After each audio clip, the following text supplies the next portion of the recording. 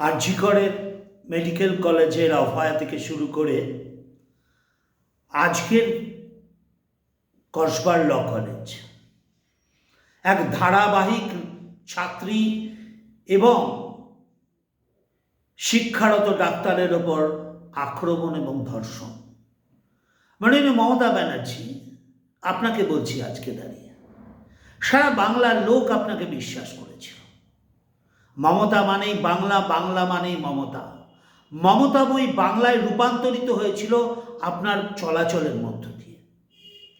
সারা বাংলার সমস্ত মানুষ, আপনি সিপিএমকে একা হারাননি, আপনাকে সামনে রেখে সমস্ত শক্তি, ভারতীয় জনতা পার্টির কর্মী, সিপিএমের নিম্ন স্তরের কর্মী, কংগ্রেসের কর্মী, বাংলার আপামর মানুষ আপনাকে বিশ্বাস করেছিল।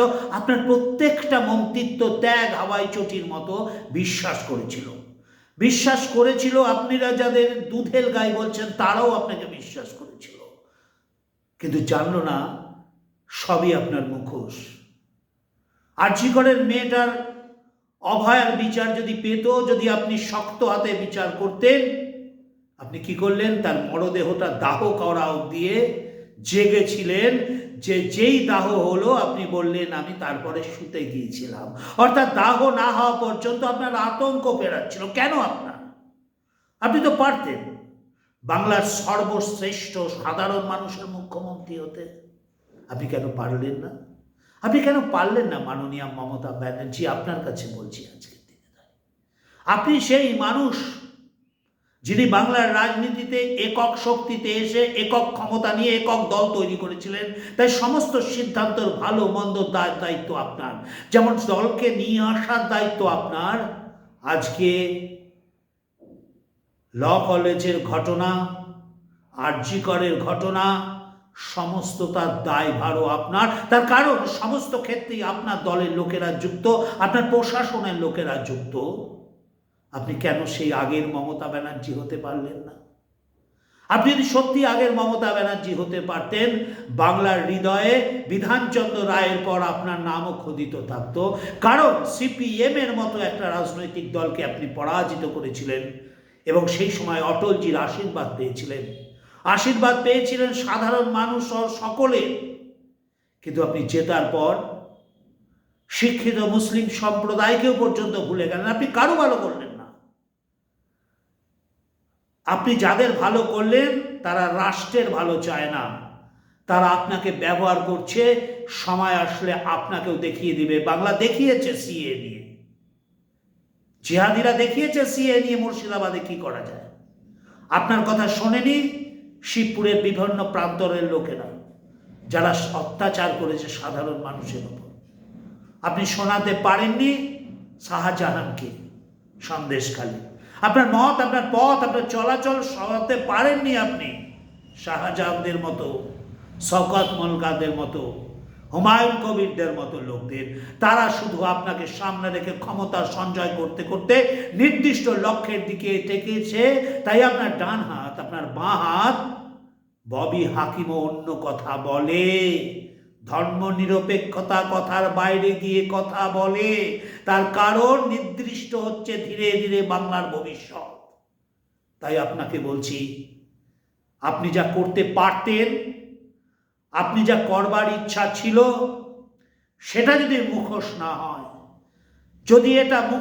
হয়, তবে বাংলার মানুষের কাছে পদত্যাগ করে নতুন নির্বাচনে দাঁড়ানো, যে আমি এই পরিস্থিতিতে দাঁড়িয়ে পদত্যাগ করলাম কারণ আমার হাতে আর শিক্ষানীতি, ছাত্র সংসদ, মন্ত্রী, কাউন্সিলর, চেয়ারম্যান, বিধায়ক আমার নিয়ন্ত্রিত নয়, এমনকি আমার বাড়িও আমার নিয়ন্ত্রিত নয়। আপনি মানুষের মণিকোঠায় থাকতে পারতেন যদি আপনার সেই ক্ষমতায় আসার আগে মাননীয়া মমতা ব্যানার্জি হতে পারতেন। আজকে আমাদের বিবেকে লাগছে আপনার বিরুদ্ধে বলতে, আমাদের শিক্ষায় লাগছে আপনার বিরুদ্ধে বলতে, কিন্তু তাও বলতে হচ্ছে।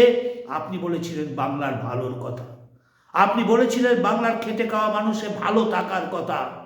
আজকে আপনি বুকে হাত দিয়ে বলুন তো, বাংলার খেটে খাওয়া মানুষরা আজকে ভালো আছে? আপনি সেই সততাকে সামনে রেখে ঘুমানোর আগে একবার স্মরণ করুন তো, বাংলার ছাত্র, বাংলার যুবক, বাংলার নারী আজকে ভালো আছে আপনার শাসনে। একবার মনে হয় না হাওয়াই চটির মতো আবার ত্যাগ করি, আবার আগের মমতা ব্যানার্জিতে ফিরে যাই আমি?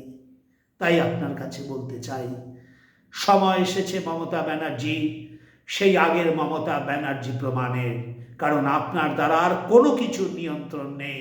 এখন আমি এখনো বলছি, আপনার দ্বারা এই মুহূর্তে না সরকার না দল নিয়ন্ত্রিত আছে।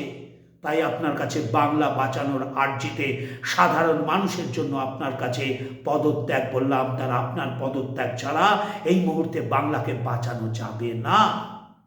তাই আপনার কাছে বলা, আপনি জানেন না রাষ্ট্রবাদী বহু সংখ্যালঘু ভাই শিক্ষকরা আপনার